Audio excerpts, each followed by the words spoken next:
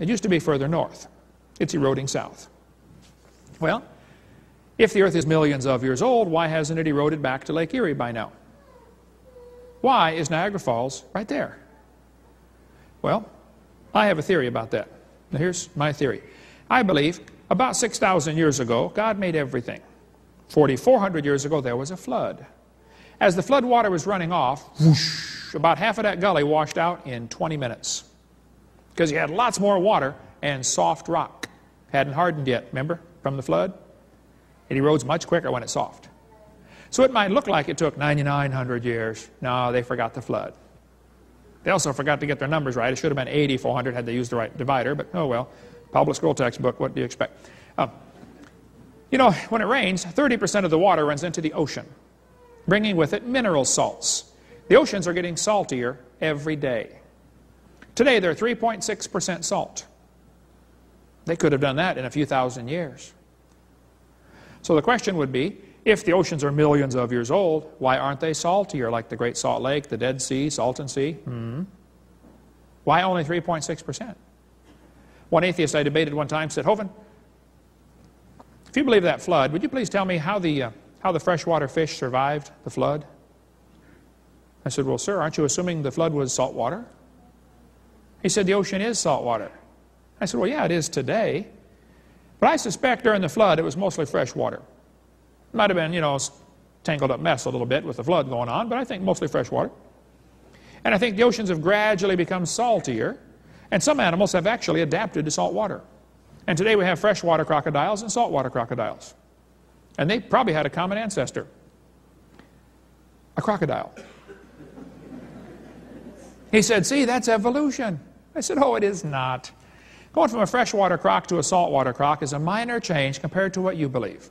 So you believe they changed from a rock to a croc. That would be a major change. How many of you have ever gone into a cave and the guide said, don't touch the formations, they take millions of years to form? Sure, they got the same speech at every cave, don't they? Go to Carlsbad. Took 250 million years with tiny drops of water. They say it takes 1,000 years to grow 1 inch. I don't think so. Here are some 50-inch stalactites going under the Lincoln Memorial. It's built in 1922. There's a bat covered up with flowstone. Didn't even have time to rot. He was preserved by stalagmites, which grow even slower. There's 2-inch stalactites growing off a refrigeration shed in Pensacola, Florida. There's a building in Indiana that was only open for 40 years, and the basement was getting full of flowstone formations in 40 years. This picture shows the inside of a cave that was shut down for 55 years in Australia. It's now full of stalagmites, stalactites, ribbons, columns. In 55 years. There's 2 people inside that circle for scale. There's a 13-inch stalactite growing off a pipe, dripping water in a building built 7 years before this picture was taken in Herbert Field near Pensacola, Florida. On the bottom was a stalagmite. They broke it off and gave it to me. 7 years. It's in my museum.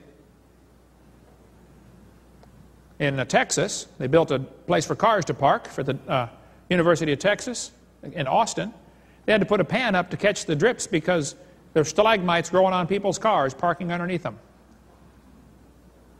A guy in Wyoming had a hot spring in his property. He stuck a pipe in it about 100 years ago. Water came out the pipe and ran down the sides. They called it the teepee fountain. Everybody thought, wow, that's cool. He's got a fountain in his yard. Well, as the water ran down the side, some of it evaporated, leaving behind mineral deposits. How many have seen those mineral deposits in your sink before? Okay, the guy died, and they left the pipe sticking in the yard. Here it is, 100 years later. That would take some lime away, wouldn't it? Don't tell me it takes millions of years for these formations to form. It does not. You're confused or you're lying to somebody, because it doesn't. The guy down the road put a pipe in his yard later. It's not quite as big, but still, it's pretty impressive. At the current rate of erosion, the continents are going to erode flat, be gone in 14 million years. We have landslides, mudslides, ground creep, mass wasting, exfoliation, avalanches. Does the ground ever fall up? It's always down, isn't it? Well, then why do they tell us we've got fossils that are 300 times older than that still above sea level?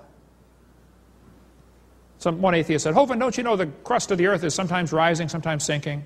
You know, you get volcanoes. Sedimentary rock? Well, no. Well, that's where fossils are found, folks. Sedimentary rock. Think about it. You could drive out west or fly out west and just look out the window of your airplane once in a while. There are erosion patterns all over this planet that are incredibly huge in places where it hardly ever rains. Grand Canyon had to be formed in a matter of a few weeks. We cover that on video 4. It did not form slowly by the Colorado River. There are ripple marks that are a mile apart. Huge ripple marks in southern Iraq. Evidence of a massive amount of water moving rapidly. A flood is the best explanation for this. Zagros Mountains. The oldest languages in the world are about 6,000 years old, less than 6,000 years old. But that fits what the Bible says. The Chinese calendar says this is the year 4703. Of course, they might have started with Noah. As far as Noah was concerned, the flood was a one-year cruise. It didn't start his life, you know. Or Shem lived 100 years before the flood. Might have started with Shem. I don't know what they started with, but they think Fuhai is the father of their civilization.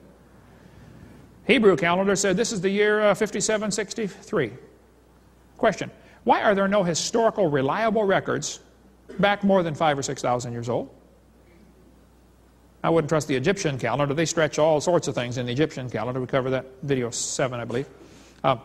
Folks, the evidence for a young Earth is overwhelming, but the students are never shown this.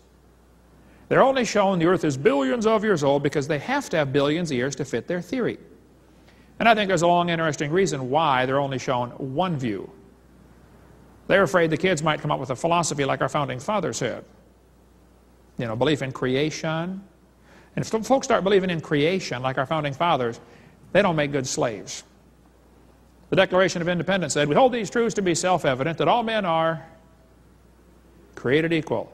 They're endowed by their Creator with certain rights. If you get a bunch of guys together who believe they have rights that come from the Creator, those guys don't make good slaves. They're going to throw the tea in the harbor and start a big war. Right? And there are some folks who would like everybody to believe in evolution because that's part of a major part of the plan toward a new world order. You have to keep the people, you know, like cows. You have to keep them kind of submissive. Cover more on that on video number 5. But 75% of kids from Christian homes that go to public schools are losing their faith in the Bible, largely because of this evolution teaching. That's exactly what happened to Crawford Toy. Most folks have never even heard of Crawford Toy. They know about the girl he almost married. Her name was Lottie Moon. She became a great missionary to China. The Southern Baptists today still have the Lottie Moon offerings every Christmas. Crawford Toy went to Europe and studied evolution. He began to believe it. He came back and told his seminary class. He was a seminary professor. He said, folks, the Bible intends to teach a plain 6-day creation. The Bible is simply an error at that point. Now listen, you seminary professors, if you're going to teach your kids the Bible's not true, why don't you quit that job and go get an honest job picking peaches or changing tires and quit destroying the faith of kids coming through your class. Yeah.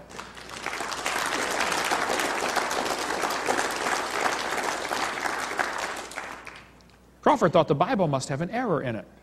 Well, Crawford, maybe your theory has an error in it, huh? Maybe you got brainwashed. Hey, folks, it's very easy to get brainwashed. I'm going to try to brainwash the whole crowd, and then we're going to quit and take a break.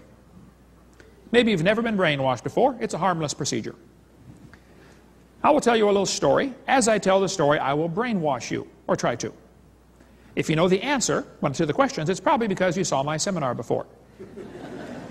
If you don't know the answer, it's because you have been successfully brainwashed. Now, here goes. Now pay attention. Here's the story. Very simple. Once upon a time, a man left home jogging. He jogged a little ways and turned left.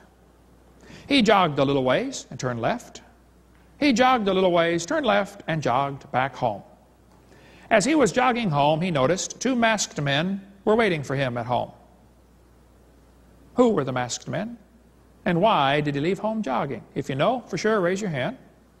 Well, there's a few of you, okay? The rest of you, pay attention. Let's try it again. Once upon a time, a man left home jogging. He jogged a little ways and turned left. I'll give you a hint. That's important. He jogged a little ways and turned left. He jogged a little ways, turned left, and jogged back home. As he was jogging home, he noticed two masked men were waiting for him at home. Who were the masked men, and why did he leave home jogging? Did anybody new figure it out? One more. Okay, the rest of you, pay attention. We're going to try this one more time. But now I'm going to unbrainwash you. See, you didn't realize it, but you got brainwashed in about the first 5 seconds. And right now you're brainwashed, but you're going to feel yourself get unbrainwashed as I tell the story again, because this time, while I tell the story, I will show you a picture. This picture will unbrainwash you. It's a cool feeling. You can feel it coming. Wow, I get it. Here goes. Now pay attention. Once upon a time, a man left home jogging. He jogged a little ways and turned left. He jogged